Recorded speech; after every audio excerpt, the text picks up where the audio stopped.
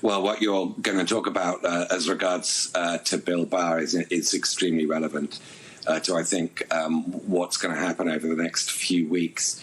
The reason I talk about America drifting into a perfect storm is we have an election here in which people on both sides believe that if the other side wins, that there will be an existential threat to the future of American democracy, that the playing field will be tilted decisively against them. In other words, that this is a zero-sum, an all-or-nothing election, very different to the normal business of democracy. This is a game that has to be won, and that if the other side wins, it will be because of fraud.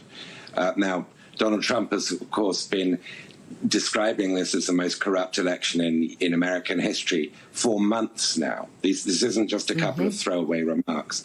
This is a consistent message to his supporters that if things go wrong, it will be because of a Democratic rigging.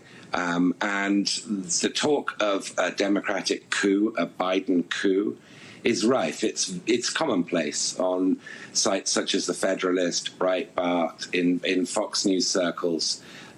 So his base is primed up for the idea that if he loses, it will be because of fraud. And on the left, I think perhaps a lot more understandably, there is exactly the same fear that if Trump wins, it will be because he's allowed a pandemic to rage. We're I think, going to be, if you listen to the scientists, going into COVID 2.0, a second surge, as the influenza season begins, which it is beginning round about now, which, of course, is going to be escalating in the build-up to November the 3rd. And so we're going to see a sort of de facto suppressed vote with the difficulty of mail-in ballots. And if Trump does win, it's not going to be seen as legitimate by many people on the left. This is a terribly perilous moment for American democracy. This is not how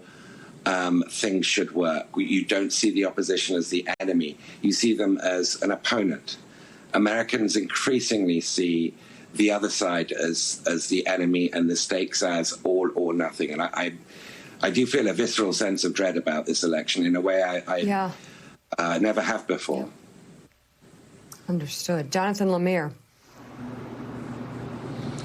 Hey, Ed, good to see you. You talk about how your concerns what will happen. The president has perhaps riles up his supporters were he to lose. Talk to us a little bit, though, about what are some warning signs that you see about the run-up to the election and perhaps how President might lean on the levers of government to perhaps try to put his thumb on the scale here and alter election results, making it difficult to vote, perhaps even launching some politically motivated investigation. So namely, Department of Justice and William Barr. What are some things that are concerned about, and what can Democrats do to try to safeguard the process? Well, there are a couple of things that I think are pretty well flagged that this show's talked about a lot. And one of them is, of course, an October surprise. In the form of President Trump championing a vaccine that as a miracle cure that simply isn't ready to be presented as such. Perhaps we're inoculated against that scenario because we've anticipated it. There are also potential October surprises in terms of potential clashes in the South China Sea. The temperature there between China and Taiwan and America selling more arms to Taiwan is very high, and that we should not take our eye off that ball. Ditto for Iran. Secretary Pompeo this week has talked about snapback sanctions on Iran, which means basically intercepting Iranian oil tankers, potentially in the Strait of Hormuz. That could be very combustible.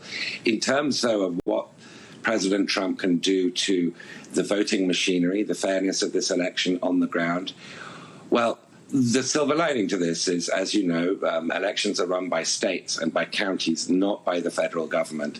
And therefore, what he can do directly is very limited. But I think as he and Bill Barr have been making very, very clear, and there's no daylight between Bill Barr and the president on this. They see mail-in balloting as a fraudulent activity. They know that more Democrats than Republicans by far are planning to vote by mail this year, and again are teeing up not just their own base, but also a lot of Republican lawyers for a lot of cases to stop counting in swing states across the country. And so I think that's the real, this idea of there being a red mirage, that on the day of the election, with the physical count, it looks like Republicans have won. You then have President Trump claiming he's won and that all further counting should stop. Bill Barr has teed himself up to legally intervene on behalf of that claim.